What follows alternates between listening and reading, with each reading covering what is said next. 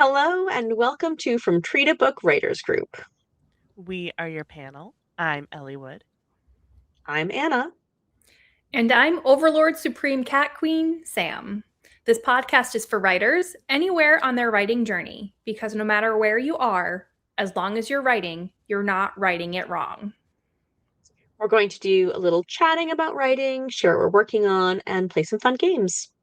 Then, at the end of this chapter, we're going to keep each other company during a 25-minute writing sprint that we hope you'll join us for. Although you can always skip it if you want.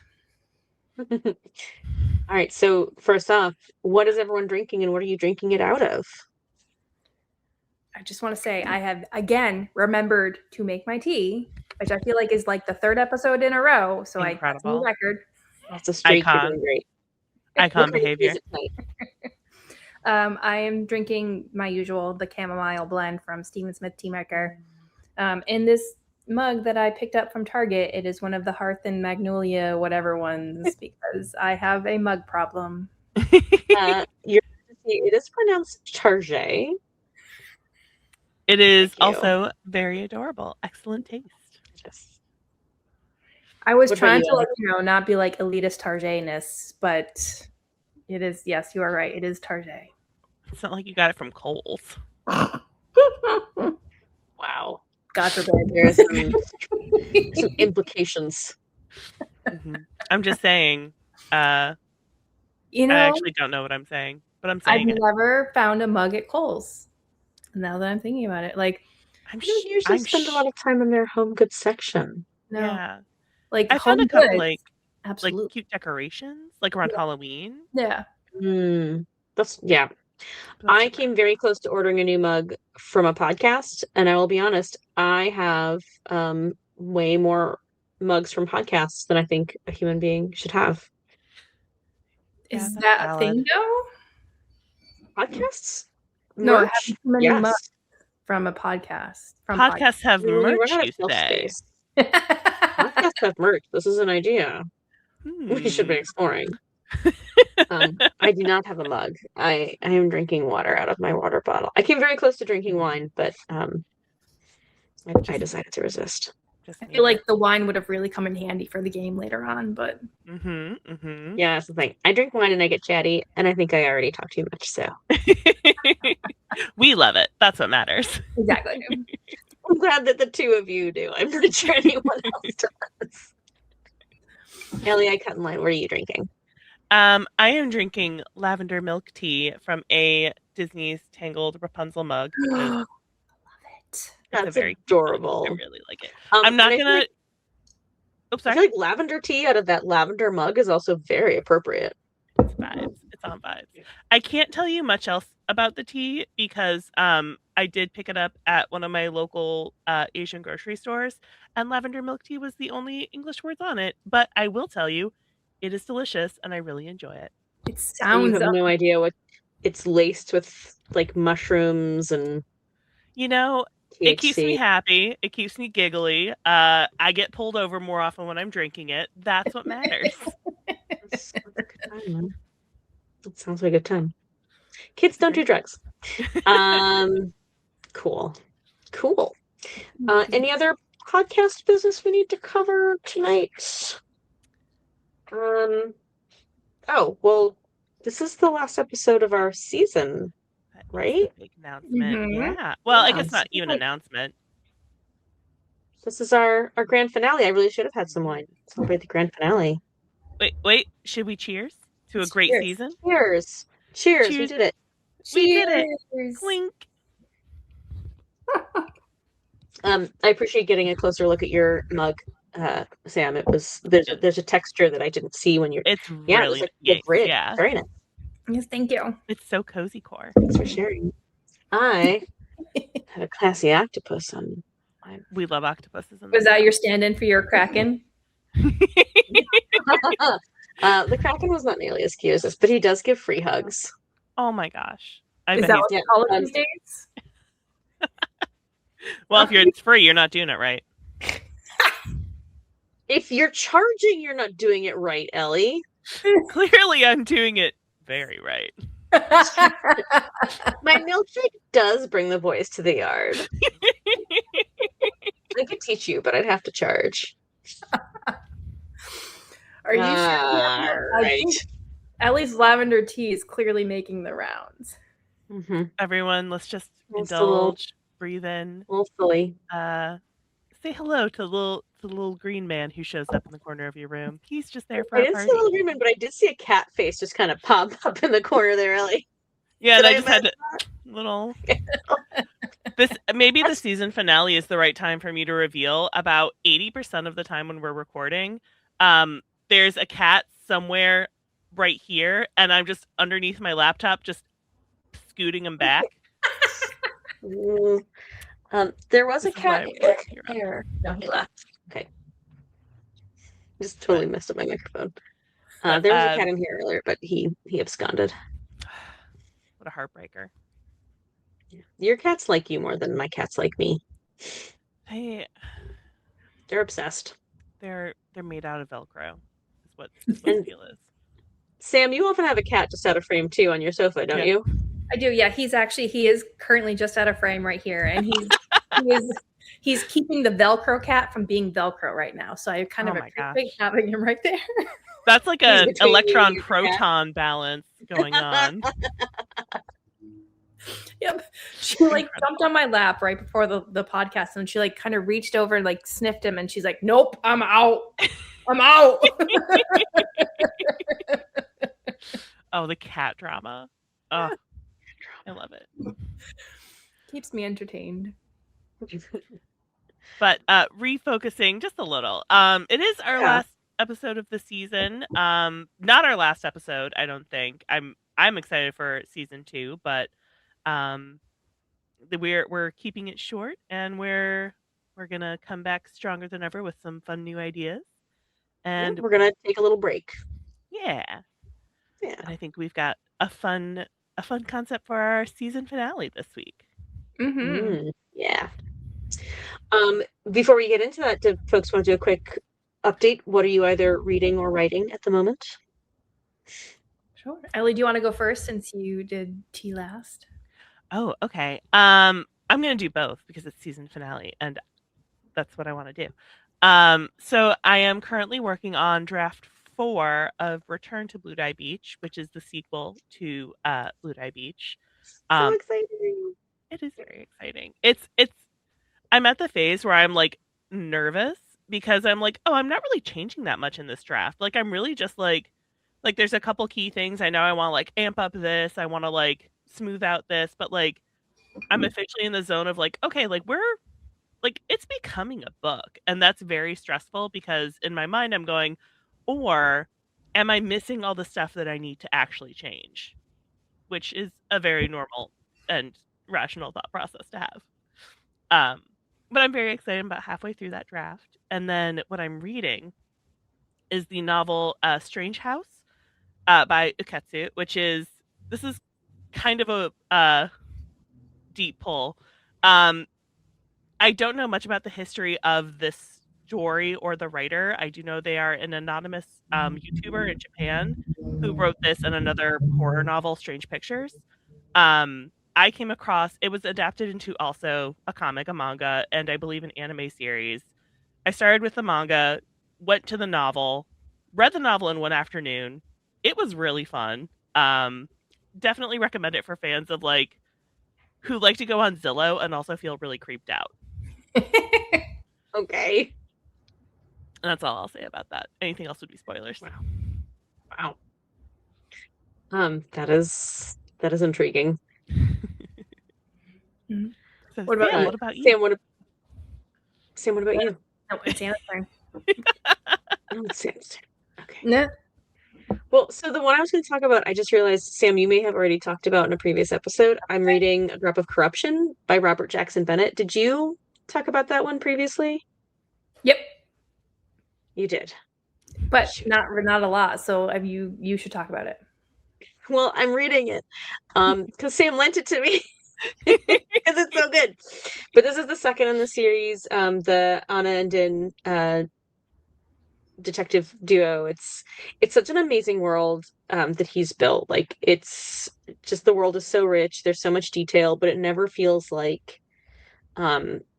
like the exposition is too heavy. Like it's just the world building is really delicately handled. But it's just a uh fascinating like world that it's set in, but then also like the mysteries themselves are always really good. So like the first book was fantastic, totally surprised me how good it was, and I'm very much enjoying the sequel at the moment. Are you working on anything at the moment? Do you want to double dip today? I'll double dip, yeah. I can't remember, did I tell you guys I've kind of set aside my time traveler book and now I'm working on my haunted nanny book, which I just, sometimes when you're not feeling it, you just have to like set it aside and work on something else. And I was really excited to dip into this one. So it's I've previously described it as what lies beneath means the sound of music. So this one is not historical. I needed to take a little break from the Victorian era. I think that was part of the problem. So this one's set modern day. Um, my heroine is a 20-something nanny who got her graduate degree in music composition and now like has to find a job in the real world, which is like really hard. So she's turning to nannying, only to find that where she was hired is not what she thought. It's all kinds of weird, and the wife is missing and maybe is haunting the house. Um, so yeah, it's still very early, but I have plotted it out about as much as I plot because I am a Wow. panther. So I have a plan for where it's gonna go, but there's twists and turns and red herrings, and you know That's I really have great fun. children. So yeah, it'll be fun. I'm enjoying it. I'm enjoying writing it. So hopefully you guys will get to enjoy reading it eventually. I can't wait. That's usually how it goes. You can feel it, usually. Yeah, I'm feeling it with this one. All right, now it's your turn, Sam. Okay. So I will also double dip. I am currently reading a re-release. It was like the series, I guess, I think had been self-published, but now it's been picked up by a publisher and released, and it's called We Are Legion, and then in parentheticals, We Are Bob. Oh, I think I've heard of this. Yes, and so basically, it's a science fiction, and the main character of Bob is an engineer who has, at the very beginning of the novel, signed up to be basically cryogenically frozen when he dies. Theoretically, many, many, many years in the future. But he actually is hit by a car in like the very first chapter, and then he wakes up over 100 years later, and he's been turned into artificial intelligence, essentially, and the world is completely remodeled. It was written originally in 2016, so you can imagine the kind of the pandemic. Yeah, and also that was when someone was first elected, and all of it's so the parallels between nowadays and how the world is very scary as well. But essentially, Bob is shot off into space, and he creates many, many versions of himself to explore space and find kind of pockets of space that they can theoretically bring humans to, because it's post-apocalyptic world. And it's very funny, very interesting. And if you love Star Trek, you will really love it, because there's a lot of references to Star Trek that I'm not a deep, like I'm a fan, but not a deep, deep fan. So I feel like a lot of the references are going over my head as well, but I'm still enjoying it. But yeah, so that's what I'm reading. Very fun. And then I managed to put over almost 2,000 words into my story this past weekend. Whoa, Hey, nice. that's fantastic. Yeah, so I kind of have gone back to basics, and I'm not really drafting so much as just telling myself like a high level summary of the entire story from beginning to end, just to kind of turn it back into a murder mystery. So yeah, that's what I've been working on, and I'm as I'm doing it, I'm kind of finding a lot of things. So I'm really looking forward to like now then once I hit the end, going back and kind of making it an actual real outline and then scenes to a story. Awesome. Nice job. Thank you. That's exciting. I'm also looking forward to reading that. I am too. Before we move on, it occurred to me we maybe should have covered this in business, but Ellie, is there any Hook and Quill updates that you want to share, or like any what's next on the docket for Hook and Quill? I would love to share a quick Hook and Quill update. So we had previously on our show guests Emily Klotz and A.M. Schilling. Emily is releasing her debut novel, The Gods of Atalantis, with Hook and Quill Press. The digital version will be available April 30th, which will be, I think, just after this episode releases. So if cool. you didn't catch that episode, it was such a fun interview. It was such a fun game, and this is such a fun book. We will be releasing a physical version later, probably. I'm not going to commit too hard, but look more towards the summer months. But the digital version is beautiful. Emily put so much work into illustrating the cover and everything. So I highly, highly recommend picking up a copy for yourself. And the Devouring, which was Andrew's book, that one's already out, yes. Right? That just came out April 9th. It is technically not Hook and Quill, but she is a dear, dear friend. And so I will equally plug that book just came out. I actually just got my copy in the mail. So I'm probably going to be diving into that pretty soon for a reread, technically, since I got to beta read it. Also a phenomenal book. Also absolutely worth picking up a copy. Cannot recommend. That is available. AJ's book is available wherever you can get digital. Probably books. Just about. Yeah, I would say it's at least going to be on the big three, like Barnes & Noble, Amazon, and Bookshop.org, and Great. Many other platforms as well. I cannot specifically confirm for Angie's book for The Devouring, but I would imagine it's also true. One of the goals of Hook and Quill Press is to make sure that all of our books, we can make it as easy as possible to request copies from a library. Ooh. So most of the time, all you really need is an ISBN. Honestly, it's still supporting the author. It's still supporting the company. If you get a copy from the library, and you have the plus of you're supporting our local libraries. So support your local libraries. However you want to get a copy, if you want a copy for yourself or a copy from the library, I highly recommend both. Okay, real quick, I just have to ask, are you guys picking up that purring sound? No. Okay. I did hear him meow, I think, but that could be from any of us.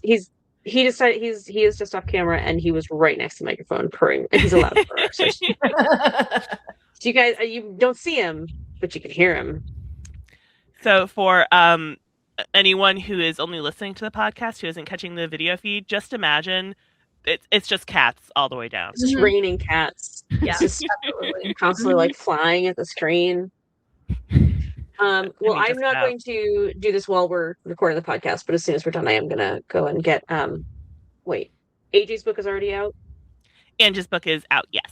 So it is available. I'm going to get that. Why did I say AJ? Angie's book I'm going to get as soon as we're done. Yep. And you can also pre-order The Gods of Atalantis if you are so inclined. Oh, do both, and just that way I won't forget. Exactly. All right. I know what I would recommend. Remind me at the end of the podcast that I said I have to do that.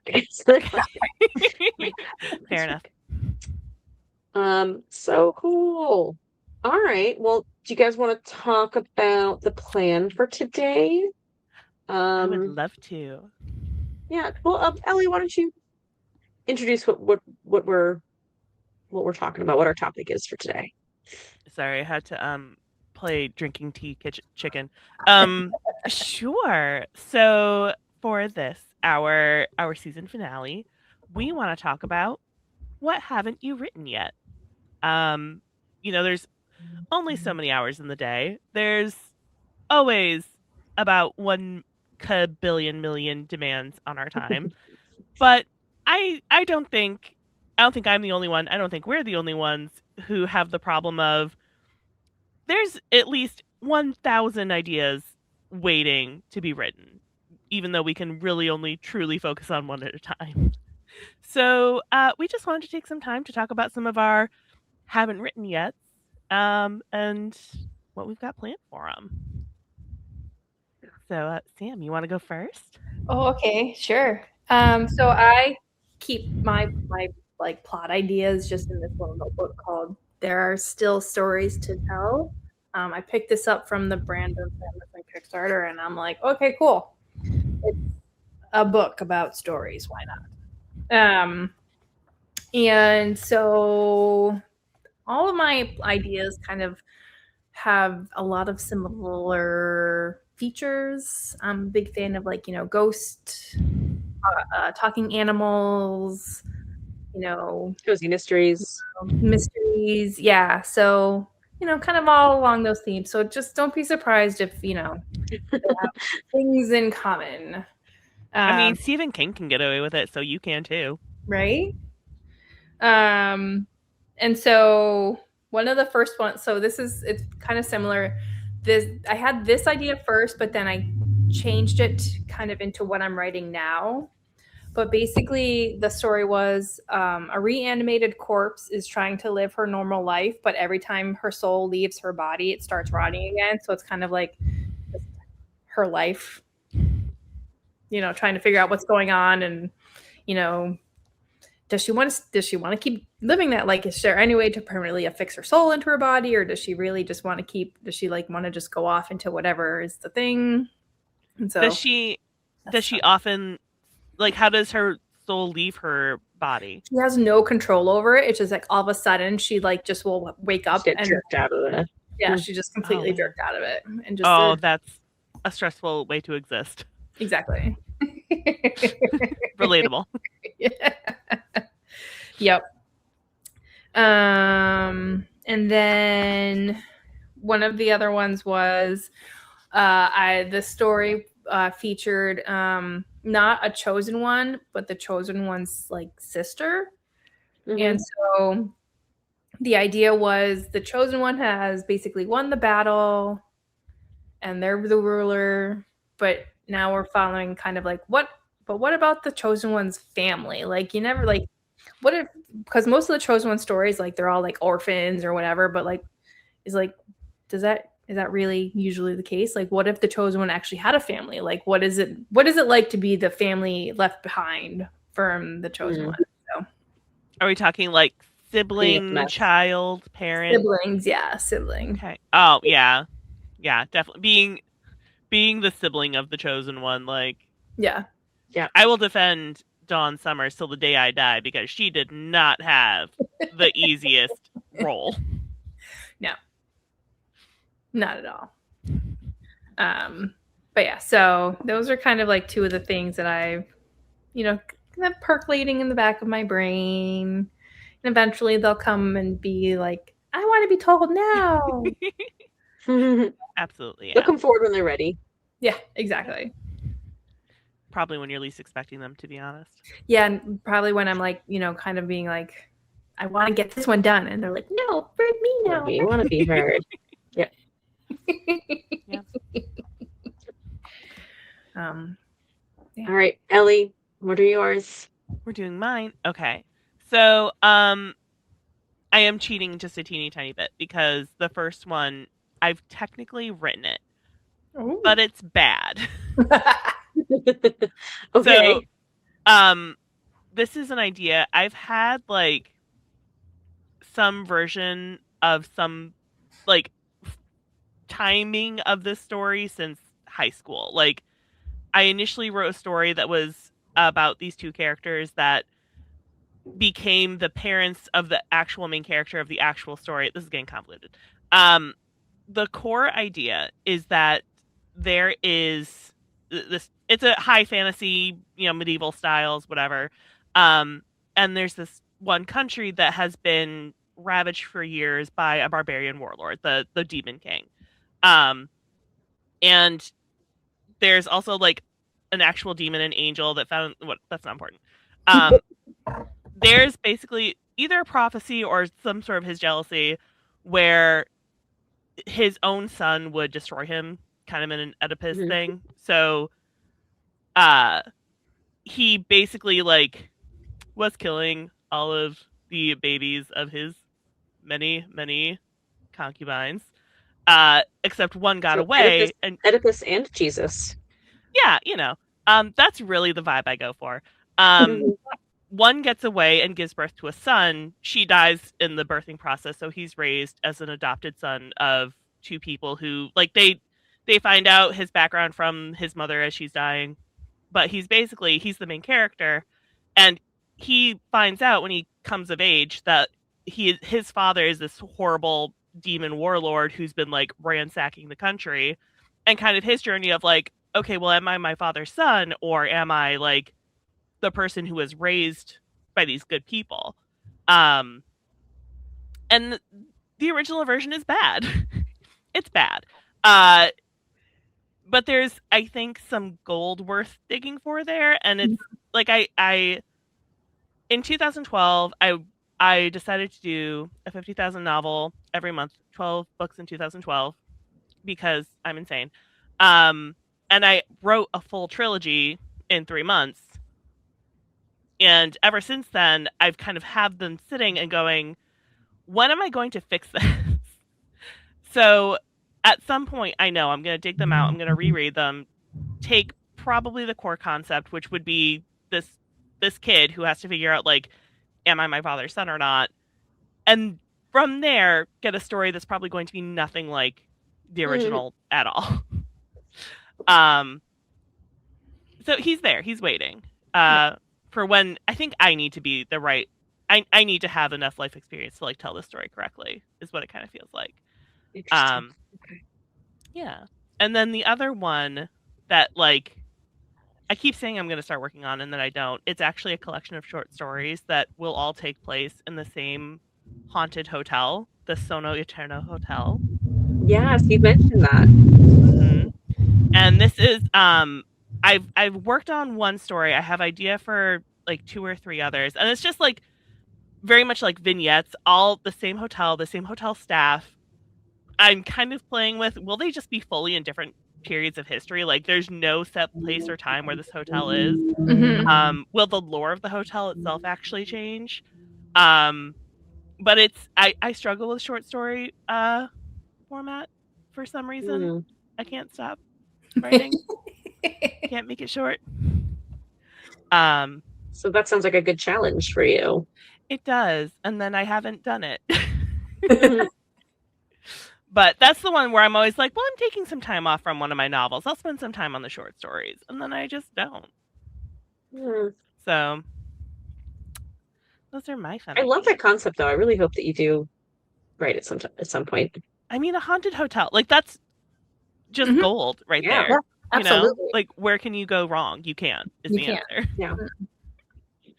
Absolutely. One of the off-camera cats is becoming on camera. Oh, yeah, I can see the tail. Yeah. Anyway, Anna, what about you? Pretty good. So like you, Ellie, I do have one that like I started a long time ago and then didn't finish, and like it's been bouncing around my brain for probably a good decade. And it's the idea, you know, obviously I've read a lot of Jane Austen, and so there's a lot of like Regency romance stuff shoved in my brain that I will never escape from, and I don't want to. But the idea of this is, you know, this powerful ancient family led by this powerful ancient patriarch. But the story is told by the governess. And the idea is like, she's like, this is not my story, but I have to tell you the story of these absolute jerks that I worked for. And kind of how she gets dragged into their drama. And like, I've been kind of playing with, you know, it's like this guy keeps marrying women. They give him a couple of children and then they die, and then he does it again. So there's like 3 different generations of children under him. It's like, you know, he has his like middle-aged kids and then his kids in their 20s, and like she's the governess for like the youngest round of kids. And like all of these women that he has married and who predeceased him, like they each have their own story, and like there's some, you know, scandal around some of them, and she's uncovering this while she's living there, but also like, you know, is he trying to make her the next widow, or that his next soon to be dead wife? That's the episode of Widow. And just like these, why am I stuck with these people? Because I'm, you know, what happens to a Jane Austen heroine if she doesn't get to marry the Mr. Darcy? She ends up having to go be a governess, and she's a governess for where she has very little power, but she's very intelligent and is observing all of this stuff. So it's very much that kind of outsider's view. And I don't know, I have a lot of different ideas for kind of how that journey would go. And then Like Jane Eyre, but the- if she hated it. Yeah. Yes, yeah, very much. Like, yeah, it's Jane Eyre meets Jane Austen, I love that. with a little flowers in the attic thrown in, maybe. But the end of the book is, because it's very much first person from her perspective, and to give away spoilers, the book is, I am writing this book specifically to justify myself to the one person I actually care about in this household. And I have a publisher and I'm going to publish it. And I hope that he comes and finds me. And so, like, that's kind of how I want the book to end. Is for, like, I got dragged into the dirt with this awful family. I'm going to spill all the beans on them so you can understand I didn't bring any of this on. It just, like, these people are just terrible. And now I'm just here. I'm publishing this book. Here's another publisher. If you forgive me, come find me. I Like, that's love where I want that. to go with it. But there's a lot of I in love between that. that I actually have to write, which I haven't gotten to yet. Minor details. And then the other one, so actually neither of these are ghost stories, which is very out of character for me. I guess that one you could do ghosts, because you could have his dead wives haunt the place if you wanted to. I They would have wasn't the tea. planning on it, but it's always there. And then the other one I'm not planning on as a ghost story either, but it's about a Viking wife. So I there's a podcast I really enjoy called You're Dead to Me, and it's a history podcast, and they did an episode on Viking women and their lives, and it got me thinking. And how, women of this culture, like, they're the ones holding the fort down. They're very strong. They run their houses. And so I started thinking about this character who, her husband is off gallivanting and seafaring for months or years at a time while she runs the house, runs the farm, raises the kids. And then one day he shows up, he comes back and he shows up with basically a teenage bride that he bought in a slave market. And he's like, look, I'm allowed to do this. Polygamy is allowed in our culture, and I'm a big, strong, tough man, and I've decided to do this. And his wife is like, no, I'm not accepting this. And so she adopts the child bride, and by their culture's law, like, I think this would be a Viking adjacent fantasy world. It would be Viking inspired, but the law in their culture is, if she goes through the ceremonial adoption, she's now her daughter, which means she is also by law, because of their marriage, his daughter. So she says, nope, she's my daughter now, goes through the ceremony. She can't be your wife anymore. She's our daughter, but you're kicked out. And so now the wife was not planning on adopting this teenage stranger, outworlder, and having to kind of incorporate her into her life, and, like, rebuilding her life now that she's kicked out the absolute useless bearded piece of crap that she married, and, like, what it means to, like, figure out for themselves how the two of them are going to now have this house together. That one's not as fleshed out. There's still a lot of in between, and, like, the world that I still want to play with. Is there magic? I haven't decided. But I really like her character. The Viking wife is very she is very fully formed in my mind. It's just kind of what her path is that I haven't quite figured out. So she'll tell me at some point. I'm not ready for her, and she's not ready for me. So I took some notes when I was first coming with the idea. I have them saved, and when we're ready, we'll go back to her. Nice.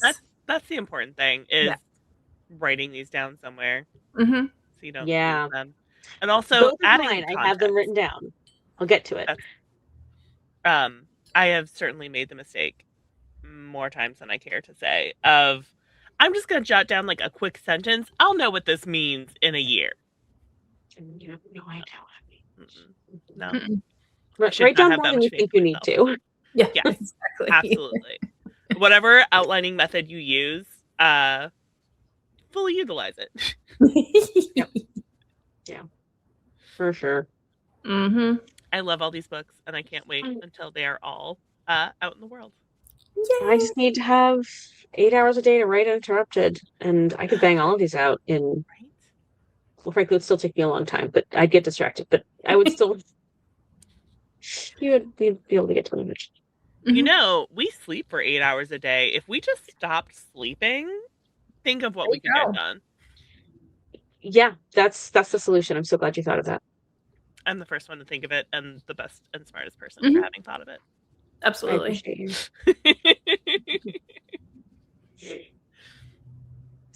Well, I hope that others are inspired to write down their ideas and think about what books they haven't written yet, because they're in there. I feel Just like waiting.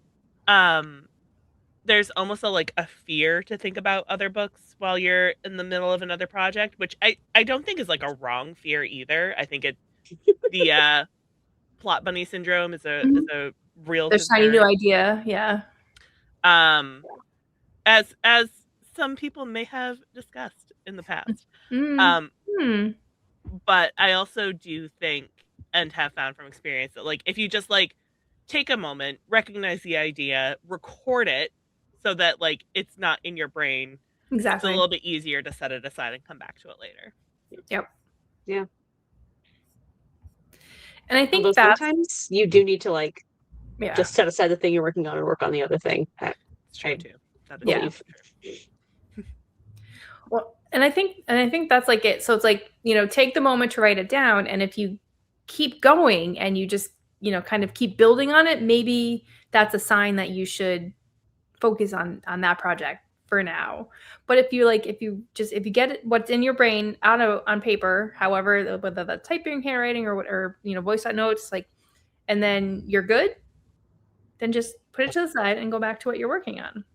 I feel like, you know, so much of what we hear is just push through and just keep working on what you're working on. But I also feel it's okay to to listen to yourself and trust yourself to know what you should be working on. Like, granted, if you're like a traditionally published author and you're under contract for a certain book, you should probably focus on you may have to book. focus on that one. But like that line. That's a little different. Right.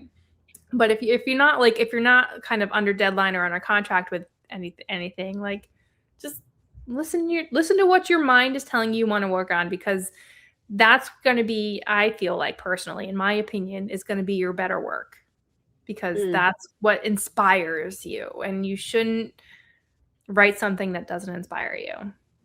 Yeah. And sometimes you just need a break. You just need a break from whatever you've been working on. Yeah. And you know, that needs to percolate in the back of your mind for a little while you have something else in the forefront. Exactly. I would imagine a lot of writers have multiple works in progress at a given time. Like, oh, I'm going to put this one down and I'm going to pick up book B. Well, I'm going to take a break from book B and go back to book A. I mean, I'm sure there are writers who like they hyper focus and they can't think about the next thing until they're done with the thing they're on. But I bet a lot of writers are more like us. And I got 3 or 4 ideas bouncing around at any given time. Yeah, I've absolutely written things down. Like the Viking wife, I wrote down what I had thought about. I don't feel ready to pick her up again, and I know I'm not going to for a while. I have other things I'm doing, but the nanny book that I'm writing, I just wrote that down so I wouldn't forget it. And then I was like, oh wait, no, I need to keep going on this. And actually, the doc is saved as nanny book outline, but it's actually the book because I just started. I just kept writing. I did exactly what you said, Sam. Like I started just writing down ideas, and then I just kept going. Yeah, but I have other things. Like I wrote down the idea, and then I never went back to it because it never needed to. That's actually true too. Like I've definitely had ideas now that you mention it, like where like I'm like, this is fully taken over me. Like I gotta work on this, and then just doing the act of writing it down, like, and putting it to paper, like, yeah, that's really all I needed was just to get it out. And like I definitely have a few ideas where like I'm now thinking of them, and I'm like, yeah, I was really into that at the time. I don't know if I'll ever go back to it, but that's also okay. That's like ideas aren't finite. No matter what the demons tell you. Your brain is going to be creative and it's going to be inspired. And it's going to pick up things and it's going to put things together and it's going to have ideas. And I know I'm going to have probably like 1,000 to 1 ratio of ideas to novels. And that's probably really okay. Honestly, it's just good to have those ideas. It's good that your brain is being creative and thinking of things. Yeah. No, it's a muscle. Your brain is a muscle. So the more even if you're jumping between projects, as long as you're still writing, you're exercising that muscle and you're getting better by doing it. Yeah. Absolutely. Do you guys think of like scenarios that you want to write first or characters you want to write first usually? Or is it a mix? It can be a number of things. Like often there'll be like I think more often than not it's like there's a specific scene that I start picturing and then I build out from there. Or like some kind of inciting incident that kind of triggers my interest. I think so that's more often than not where it is for me. What about you, Sam? It's a little bit of both. I usually kind of like come up with like a scenario, like a what if scenario.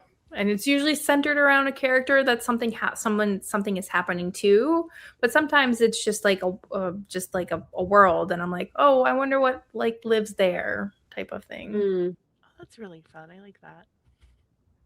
What about you, Ellie? Yeah. I think of characters first, but characters that are actively reacting to something. So it's like a little bit both. Like I definitely have had characters where like they felt very real and solid, like just instantly appeared in my mind. But because I was like kind of seeing them in this moment of like distress or like excitement or like, romance or whatever. And that kind of like gave me that insight into them as a character. So I guess a little bit of both in my case. I think for me it's more often than not like I've got a scenario comes to me and then a character appears in my mind who's a part of that is reacting to that. And if that character is interesting, that then becomes a real idea. So I think it's like a combo of like, I was listening to that podcast about Viking wives and I started picturing this specific Viking wife and like how she'd react to this scenario that I thought of. She's great and I want to write her story. Mm-hmm. Yeah. But like there's other times you're like, oh, what if this? But if I don't have a strong character to pin it to, then it evaporates. It doesn't last. Yeah. So it's like the combo of both that actually makes something that sticks with me. Yeah. I mean, yeah. That's a good rule of thumb too. Mm-hmm. You just have a good premise and a good character. Mm-hmm. Absolutely. You're halfway there. Exactly. Then you just got to write it. And that's like the easy part, right? Well, before we start writing, I think we have time for some fun games. Ellie, do you want to? You have a plan? You have a plot? I have a part 2. I have a sequel today. If you guys are willing to spend some time with some more title hinges. Sure. So for those who are new, or don't remember, or just, whatever. I'm sure this is not an original Eliwood concept. I'm sure it's called other things in other places, but the core concept is that I basically take 2 titles that start and end, like have a hinge word in the beginning and middle. I had an example last time that I'm blanking on this time. So like if I was combining Stephen King's The Shining with the play These Shining Lives, The Shining Lives. But like that's a bad example because it's not a perfect hinge. But that's the core concept. But the point of the game is that I'm going to give everyone here, both Anna and Overlord Supreme Cat Queen Sam, the hint, which is the mashed up plot, and everyone play along at home, see if you can guess what the title hinge is. Do you guys feel ready? I'm ready. I'm ready, but I don't know, man. I'm not feeling super smart today. Well, I will give you a hint. The vast majority of these are came about because I just kind of stood in front of my DVD shelf of my horror movie section. So a lot of these are horror movie, at least half. I remember horrors combined with other things. Last time we had I Know What You Did Last Summer something, but I can't remember what. The King and I Know What You Did Last Summer. That's what it was, yeah. I was like, yeah, good. I'm still proud of that one. I think you both had your beautiful sync moment where you both said at the same time, Stuart Little Shop of Horrors. Yes. That was incredible. All right. Are you ready for the first one? Okay. Walter Burns and Hildy Johnson are still bitter from their divorce, but agree to work together on one last journalistic endeavor to reveal the events that led to the murder of several teens on Camp Crystal Lake by a masked killer. His Girl Friday the 13th. Yes! See, Oh we started with an man, easy one. Got that instantly. Sam was good definitely. job, She's Sam. ready. As soon as you said Hildy, I was like, I know that movie. I was very like I wasn't sure if I should include their names, but it is like I feel like it's kind of a deep pull. His Girl Friday. It's like an older movie, so I'm glad I included it. All right, they're gonna get a little more convoluted from here. Oh God. All right. An English teacher devoted to helping his students find their passion in life faces tragedy as the father of one said student says his son tragically died and came back as part of the zombie attack on an old farmhouse in Pennsylvania. And I do have an additional clue if you guys want it, because I feel like this one is also a deep pull. Can you say it again? I sure can. An English teacher devoted to helping his students find their passion in life faces tragedy as the father of one said student says his son tragically died and came back as part of the zombie attack on an old farmhouse in Pennsylvania.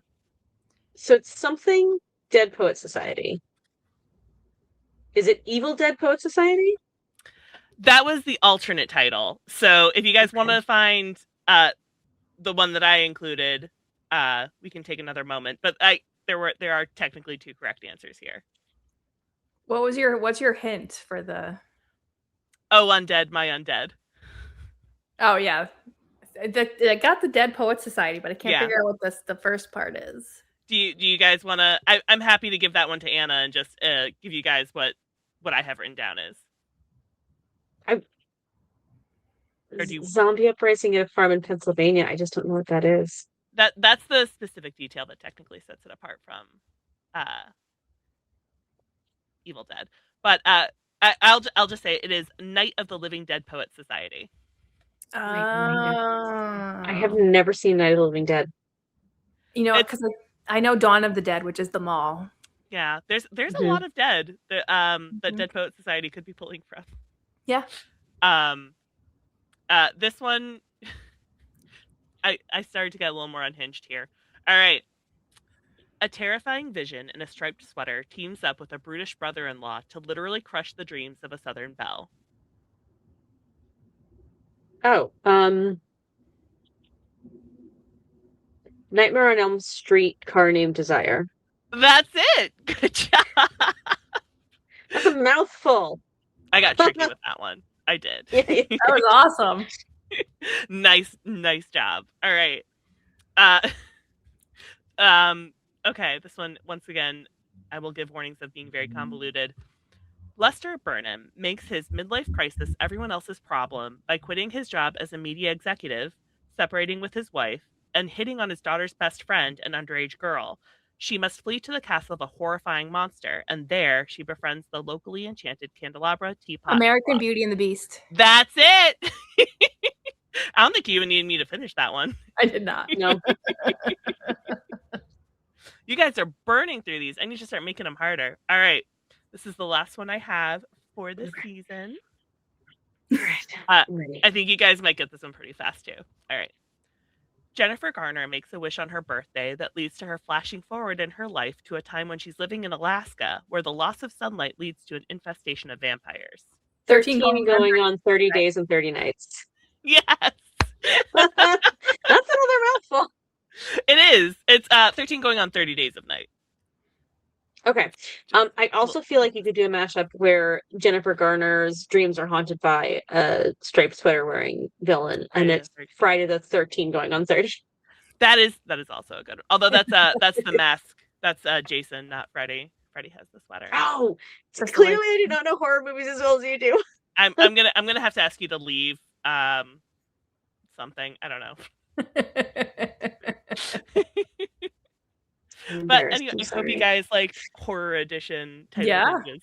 It's not anywhere close to the spooky season, but that was what my movie shelf had, so I loved it. Is the next shelf over just like all your Disney movies? It is. Actually, right above it is all of my Studio Ghibli movies. And then I feel like there could be some. Wow. I started looking at the Studio Ghibli movies, but I was like, am I gonna get in trouble if I don't include the Japanese titles? And then I feel like that's just unfair. Yeah, that's not gonna Would be not be able actually to guess those. I'm worthwhile for sorry. me. Although I'll tell you guys this one because I'm never going to use it, but there is in Studio Ghibli's lineup a very nice title hinge of Howl's Castle in the Sky, which is Howl's Castle in the Sky. Yeah. Which are also two of my favorite Studio Ghibli movies. So I don't think I've seen Castle in the Sky. it's one of my favorites. I'm biased, but it's it really very good. Mm-hmm. Okay. It's one of the earlier ones. It's very, very like, it's got everything. It's got robots. It's got a castle. It's in the sky. There's some very, very cute storytelling and magic rocks. Like, it's got everything. Nice. Not to love. This is my very fun fact of the diversion and not being on topic of the day. There is actually, so Howl's Moving Castle is based on a book written by Diana Wynne Jones. Mm-hmm. And there is a sequel to the book. It is a wonderful book. There's a sequel to the book called Castle in the Sky. The Studio Ghibli Castle in the Sky is not, it's completely unrelated. It's completely unrelated. But they're all very good. Yeah, I did enjoy the two follow-up books to the Howl's Moving Castle. Not as much as Howl's Moving Castle, I will admit, but I did enjoy the two follow-ups. And I understand why Studio Ghibli didn't make those into movies, because I think those have been harder to turn into a film. Yeah, they had a lot more moving parts, I think. Yeah. I mean, and also like characters in disguise for most of the book. Yeah. It's a little harder to make work. So good. Diana Wynne Jones is so good. So good. Ellie, you're the one who introduced me to her. Am I? Oh, I'm so glad. Yeah. I mean, rest in peace, but her body of work is, it's just, it is technically like middle grade to YA like range, but it's not universal. It's not but her world building is so good. She's such a phenomenal writer. Yep. Love her. Mm-hmm. Yep. Like her and T. Kingfisher are like my, like, I want to write like that. Yes. God tier. For sure. Yeah. But speaking of writing, my husband's. Oh, go ahead. Tell your story. I was just gonna say, my husband started reading T. Kingfisher, but he's listening to the audiobooks. And so he'll go through and he'll be like, "Oh, do you know this one? Do you know this one?" I'm like, "Yes, it's good. Yes, it's good. Yes, it's good." And then he her latest one, Wolfram. He's like, "Is this one good?" And I'm like, "I haven't read that one yet." And he's like, "Oh yeah, it is a recent publishing date." And I'm like, "You can't listen to that before I've read it. I found her first. You can listen to it after I've read it." She makes a good audiobook. Her books translate really, really well to audiobooks. I think I've listened to more of her books than I've read. That's very cool. I feel like I have not. But some are so scary. I think I'd be freaked out driving after dark if I was listening to like the twisted ones. Oh my god. Love the twisted ones. All right. Speaking of rating, I ruined your segue, Sam. It's okay. But yes, we should absolutely do our writing sprint. 25 minutes. So 25 minutes. Let's 10 do episodes. I should know this by now. All right. Ready to start the timer? Ready. Do it. All right. Let's go.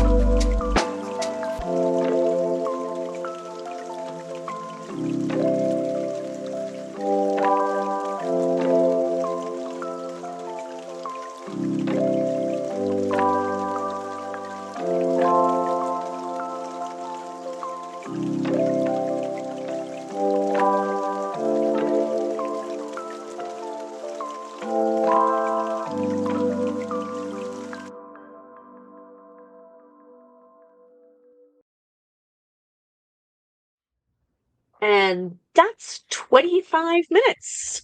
We hope you had a productive writing session, whether you were finishing up your great work or just brainstorming for the next thing. Hope it went well. And we would love to hear from you how it went. So comment or send us a message. Tell us what you're working on. We'd love to hear from you, friends.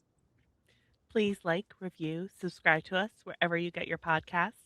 Follow us on social media. Links to everything are in the podcast description. And if you follow us, we'll be probably announcing when season 2 will start. So that's going to be your best heads up.